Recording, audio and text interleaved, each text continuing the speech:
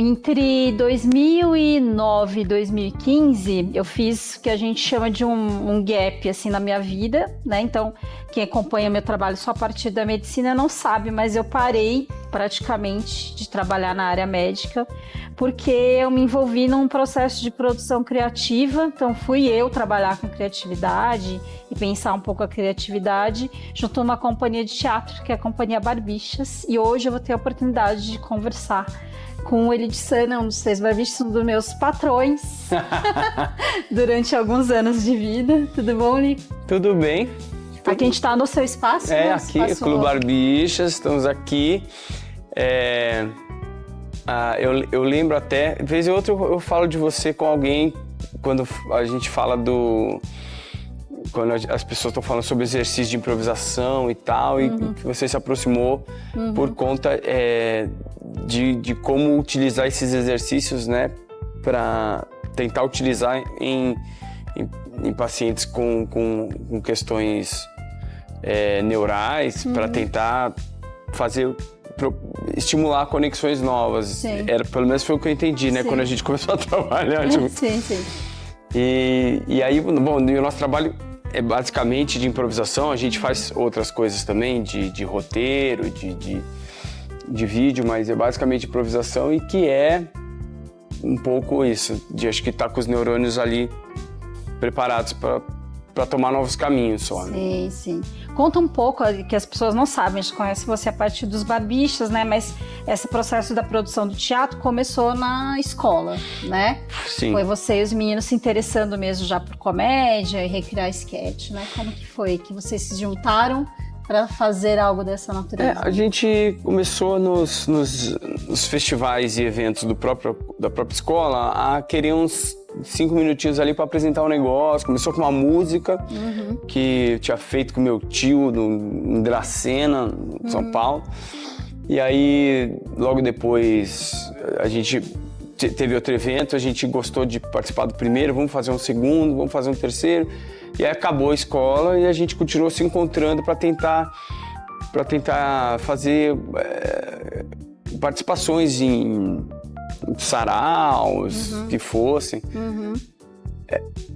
E aí a coisa foi indo, foi virando. No final das contas, foi virando basicamente porque a gente fazia esquetes cômicos, né? Não tinha nada de improvisação até então. E ainda tinha um mercado de esquetes que acontecia em São Paulo, assim, por conta de um projeto ou de outro.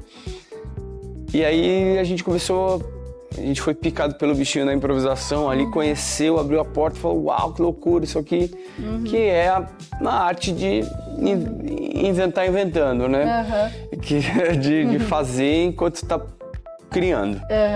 E aí a gente mergulhou nisso, e o público, como o público gostou, foi disso, a gente seguiu. A gente até no começo tinha uma coisa de, não, mas a gente é mesmo um grupo que faz esquete. A gente tentava mostrar esquete pro público, o público tava cagando pra aquilo. E tava querendo ver a gente improvisar mesmo. E depois que a gente não parou de estudar nunca a improvisação, e aí a gente uma hora falou: acho que tudo bem, acho que a gente pode se chamar de improvisador agora com alguma segurança. E a improvisação, falando de processo criativo, porque a improvisação, eu acho que o meu processo para fazer outras coisas, para escrever um texto ou para escrever uma crônica, às vezes você escreve umas coisas que não tem nada a ver exatamente com comédia, sempre com tom cômico, e que fica em casa também. Mas eu acho que tem a ver com o processo de improvisação. Que na improvisação, nossa principal função é ouvir o que a outra pessoa está propondo, né? E se inspirar por aquilo para propor em cima. Falou sobre geladeira, eu abro a geladeira e eu vou dizer o que tem lá dentro, e a partir do que tem lá dentro ele vai usar para... E a gente entra nesse vórtex de inspiração. E aí eu comigo mesmo, eu vou me inspirar de uma maneira muito parecida. Que eu escrevo coisas e eu guardo essas coisas. E aí depois eu volto a essas coisas e elas são novidade pra mim já, porque eu esqueci. Porque hoje em dia, eu acho inclusive que com o telefone parece que a gente de fato se ciborgou, né? Sim. Nossa memória agora tá ali, tá ali, né? A gente deixou de lembrar de tudo. Essa noite mesmo pensei um negócio incrível. E eu com aquele problema de não, quando eu acordar eu vou anotar. Eu vou anotar. Não tenho ideia o que é, só fica aquela sensação amarga de pensei uma coisa boa. Então eu volto a ver aqueles papéis, eles são novidade pra mim, e aí eu consigo pensar outra coisa em cima daquilo que eu mesmo pensei. Muitas vezes eu tô lendo e simplesmente chego à conclusão que eu já cheguei, que é o caminho é o mesmo, mas vou montando uma base de ideias e pensamentos que eu já tive para uma hora eu começar a trabalhá-los. Muitas ideias que tive por muito tempo e que acabei transformando em alguma coisa, sempre pelos barbichos, a maior parte, praticamente todo o meu trabalho, que muitas vezes em formato de sketch mesmo, que é o tipo de comédia talvez que eu mais gosto, que as pessoas não me ouçam falando isso. Mas ao mesmo tempo que é o que eu mais gosto, eu acho que é o mais difícil de fazer bom, né?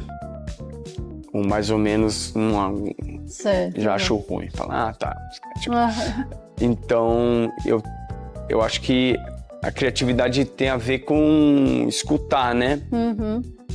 Nosso cérebro automaticamente reage e pensa sobre as coisas. Então, eu acredito que a palavra criatividade tem a ver com você conseguir inspirar o seu cérebro a pensar algo que ainda não estava ali, mas que é naturalmente um dos caminhos disso que está aqui. E eu tento me inspirar sim, mas também me inspiro muito menos do que eu gostaria, sabe? Acho que todo mundo, né? Fala, eu podia estar produzindo mais, eu podia estar fazendo mais, tal. Mas fatalmente, algumas vezes por semana eu tô fazendo cenas no ao vivo mesmo. É como se eu tivesse feito alguma coisa. Entendi. Embora completamente leviano, né? Claro. Porque o serviço de improvisação, ela tem essa beleza e essa tristeza ao mesmo tempo. É só agora, foi só essa vez, nunca mais. Beijo, obrigado. Então, claro que quando a gente grava, a gente tem algo que a gente produziu que ficou, mas a gente não grava nem 5% do que a gente faz, né? Talvez muito bem menos. Então, mas eu tô... E o que te trouxe, né? Porque as pessoas também não sabem, mas você escolheu estudar uma área que é completamente cartesiana, que é física, matemática, uma área bastante racional. Né? E daí, de repente, você foi trabalhar com uma área criativa. Tem muita gente que vem, por exemplo, tem muito paciente que vem de TI, de área de engenharia, e daí quando eu converso com ele sobre, poxa, gente, vocês precisam estimular a criatividade, ele fala, cara, não é algo que eu consiga produzir. Não é algo que eu esteja acostumado a fazer. Né? O que você acha que esse tipo de pessoa pode fazer para ajudar o cérebro dela a ter também um pouco de um processo criativo, né? Sim. Que você veio desse lado também, né? Acho que você também conseguiu fazer ambos, né? Eu estudei física, né? Fui fazer bacharel em física e que é uma área que, dependendo, claro, eu acho que quase ela toda, mas você precisa de criatividade. As pessoas pensam, pô, é um negócio super cartesiano, né? A com B dá B e não dá C e acabou. E você está estudando ali a física, que é um negócio ultra estruturado, na verdade. Você está estudando matematicamente como a natureza se comporta. Só que, quando a gente entra na área de descobertas, né? a gente entra na área de pesquisa e de experimentação. E desenhar um experimento para se comprovar ou se derrubar uma teoria é um negócio profundamente criativo, quando você para para pensar, porque as pessoas talvez não estejam familiarizadas com uma metodologia científica, mas ela está em tudo que a gente vai experimentar. Então, quando eu crio uma tese sobre, ou tenho uma ideia de fazer alguma coisa, eu já estou sendo levemente criativo. Nossa, a gente precisa só de uma pergunta, né? Por que tal coisa é tal coisa? Ou por que a gente não consegue fazer o programa rodar de tal jeito? O pessoal da TI, eu sei lá, se o pessoal da TI faz programas somente. Mas... E aí eu preciso criar uma hipótese em cima disso. É por conta disso. E aí eu vou testar essa hipótese. Então, se a minha resposta está sendo essa, eu preciso agora desenvolver um experimento que me diga com qualidade se essa minha resposta bate ou não bate. E muitas vezes o experimento vai te dizer que não é mentira, tua hipótese, mas não dá para afirmar que é verdade. Se 80 experimentos estão dizendo que sim e tiver um sólido dizendo que não, a gente já não, né? Então, desenhar um experimento é um negócio que nos era estimulado na universidade. É tipo, eu preciso, tem um material aqui, eu preciso que vocês me digam qual é como é a curva de diferença de potencial ao longo do negócio. Como que você vai desenvolver esse experimento? E a beleza também da ciência, né, é que se desenvolve um experimento e ele pode falhar miseravelmente. Você vai ter que tentar de novo. E tem uns experimentos eletivos que a gente tinha, que você ia escolher a área e o que fazer. Eu nunca esqueço um que a gente estava num trio no final do semestre e uma das pessoas que trabalhava conosco trabalhava na área de radiologia de hospital, raio-x. Então ela tinha acesso a filme de raio-x, né? E tudo. Daí a gente falou, maravilha, vamos fazer uma correlação de radiação e queima do filme por tempo, obviamente, né? Então, e a gente tinha 2 meses para fazer o experimento. Então a gente pegou a chapa de filme protegida, botou um elemento conhecido, com radiação conhecida em cima, deixou exposto por 4 dias, outra chapa deixou exposto por 3 dias, outra chapa por 2 dias, outra chapa por 1 dia, e vamos ver o resultado. Já gastamos aí 2 semanas, os filmes nem começou a queimar. Então peraí, então vamos pegar um elemento mais radioativo para colocar em cima e ver se... O que aconteceu foi que a chapa não queimava nunca. E a gente chegou no desespero, a gente já estava botando 4, 5 chapas ao mesmo tempo, botando o mesmo elemento, tentando botar... Conseguimos uma curva com 3 pontos, assim, sabe? Não dava para traçar nada. Então aí nossa dissertação toda foi sobre o processo de frustração ao longo do processo. Foi sobre...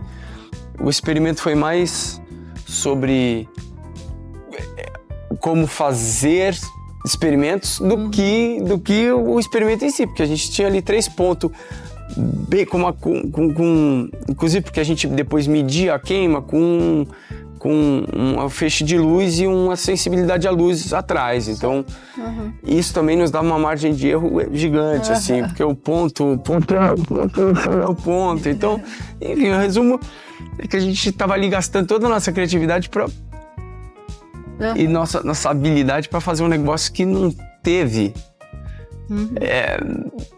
conclusão nenhuma, a não ser, tipo, olha, veja que interessante a loucura que é tentar desenvolver um experimento. Sim. Então, eu acho que criatividade tem a ver com adaptação, né? Certo. Uhum. No fundo é isso. Uhum. Quais são hoje as tuas fontes de inspiração? O que você tem gostado de fazer, né? Que não tem só né, a comédia, né? Sim. Engraçado, porque atualmente, eu tô uma pessoa muito... Eu me deixo inspirar pela realidade, assim. Eu pesquiso, eu ouço muito e se abrir o meu YouTube, vai estar ali, palestra sobre nutrição, notícia. Agora, nos últimos tempos, o que não falta é notícia, né? Se a gente quiser estar informado, a gente não faz mais nada. Então, notícias e algumas coisas até sobre ciência, assim, deu uma voltada às origens um pouco, assim, mas mais do que eu assisto, eu vejo como hobby já. Ah, legal. Mas isso na comédia, ele é super inspirador também, porque Sim. é muito legal quando você traz verdade pra comédia, que é uma coisa da improvisação também, né? Que é tipo, as pessoas gostam de ver realidade. Sim. E isso deixa a gente pronto para improvisar também sobre algo que está acontecendo agora, né? Que a gente evita, mas acontece. Claro. Mas o que mais acontece é um pouco isso, assim. Eu tenho me tentado a entrar no universo das IAs e ver como elas podem me ajudar a catalisar esses processos, né? Porque ela não vai criar, ela vai estar dependendo de mim ainda, Sim. né?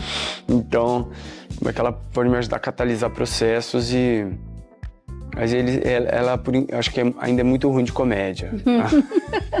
Ela é engraçado. Não tem muito bom humor, não. Eu queria até fazer um quadro aqui que era interpretando cenas escritas por inteligência artificial. Que ótimo. Que era tipo a gente passar aqui com o público diz uma situação que vocês querem que escreva. Escreva pra mim uma cena cômica. E a gente só interpretar, porque é de uma falta de comicidade horrorosa. Eu acho que o povo ia rir do quanto a inteligência artificial é ruim. E eu tenho essa sensação. Que vontade você tem hoje em dia, além do que você já está produzindo, dos próximos passos que você tem, não só na sua carreira, na sua vida, que você tem vontade de fazer? Eu tenho vontade de... Além do bar de pinga, né? Tem vontade de ter. Pois é, eu tenho um bar agora e não tem pingas. E não tem pingas. É complicado. Eu vou botar uma carta de cachaças do dono ali do canto. Quem quiser pede. Não, eu tenho vontade de que aqui a gente consiga transformar isso aqui num espaço de mais experimentação. Legal. Essa é uma coisa a curto prazo, assim, eu acho que seria isso. Agora, eu tô aqui falando de criatividade e ao mesmo tempo eu também sou atingido e de maneira bastante forte pela procrastinação, né? Então, por exemplo, tem uma peça que eu queria muito já ter escrito, um futurozinho próximo, levemente distópico do Brasil, assim, e que eu tô há 10 anos com isso. Meio escaletado, meio não sei o quê. Meu sonho é terminar isso, montar. Legal. Com um grupo qualquer, porque eu não vou participar. Acho que eu vou precisar de bons atores. Eu morro de vontade de... olha, consegui. Pronto, tirei isso da minha frente. É uma coisa que tá sempre aqui assim, sabe? Parece que tem meu Deus, eu não resolvo isso nunca. E é uma vontade que eu tenho, porque eu acho que a ideia é boa, óbvio. Senão a gente não... Então, tenho muito essa vontade e tenho vontade que isso aqui dê dinheiro algum dia, vai ser ótimo. Mas eu tenho esses desejos a curto e médio prazo. Legal. A longo prazo eu acho que eu tenho poucos anseios, assim. Eu quero que tudo continue funcionando. Tá bom, sabe? Aí eu vejo o povo aí. Eu quero que o mundo não acabe, é isso que eu tô querendo. Só isso, tá bom, né? Querendo que o mundo não acabe em tragédia. Tá joia. Lico, muito obrigada que por isso. compartilhar aí teu processo criativo com a gente. Obrigado a vocês. Possível conversa entre crianças no transporte escolar. Nossa, na boa, eu não aguento mais que esperar tanto pra chegar em casa. Roberto, entra pra dentro da van, quem está fora? Que saco Eu não gosto do Júlio, o Júlio é muito chato. Ele é chato. Eu não gosto do Júlio. O que vocês estão falando de mim? Você é chato, cara. Eu posso, ao invés de descer na minha casa, descer na sua? Pode ser, por que você vai... Eu virei órfão. E mato você também se você não deixar. Tio. Ô, tio. Fala, Júlio, fala. Por que tá sem pneu desse lado?